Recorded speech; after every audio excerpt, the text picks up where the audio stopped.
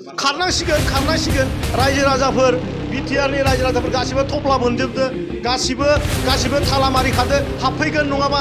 माबाया मोसाया फैसिगोन बिखा जानो फैगोन गोदना अरनो फैगोन खारदो रायजोफोर खारदो बांबार खारनांसिगौ मोसा फैबाय बिबु जाग्रा मोसा फैदों गोदना अरग्रा माने मोसा फैदों दा बेनो आं बेवहाय दिनै गसाइगाव फैनायखायनो आंनि जि माने दाख्लैनि जि जोंनि एसेम्बलि सेसनाव जि माने लेन्ड रेभिनिउ डिपार्टमेन्टनिफ्राय जि मोनसे रिपर्ट ओंखारदों माने गसाइगावनि रायजो आं दिनै गसाइगाव दंफैयो गसाइगावनि रायजोफोरखौ आं खोनासंनो थिनदों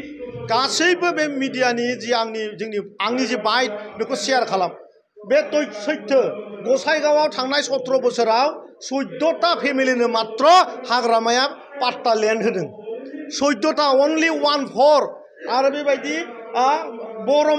जोंनि बरमा जि सार्कोल बे सार्कोलाव अनलि 2 सानैनोल' 17 बोसोराव माने पाट्टा होदों बेनिफ्राय सानदो रायजोफोर बेसेबां दिन रायजोनि खामानि मावखो साहा ओनसोलाव थानाय जोंनि बर' रायजो राजा आंनि आइ आफामोना दिनै हानि पाट्टानि थाखाय बेसेबां गोबाव गाबबोखो बेसे दुखु दाला जाबोखो दिनै लाजिनो रोङा बिथांमोना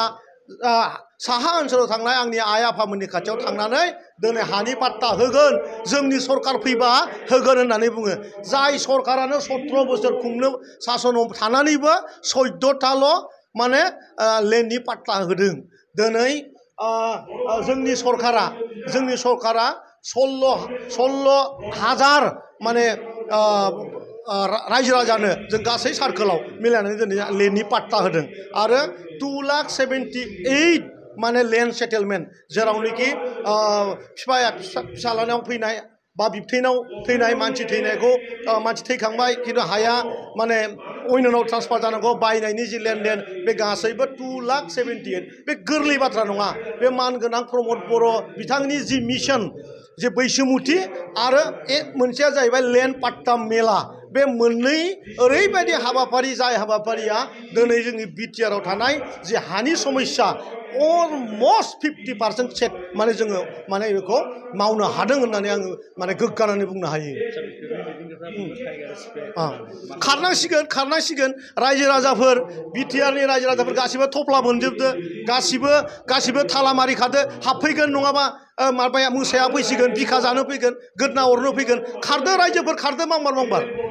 खारनांसिगौ मोसा फैबाय बिबु जाग्रा मोसा फैदों गोदना अरग्रा माने मोसा फैदों गोजोन्थों।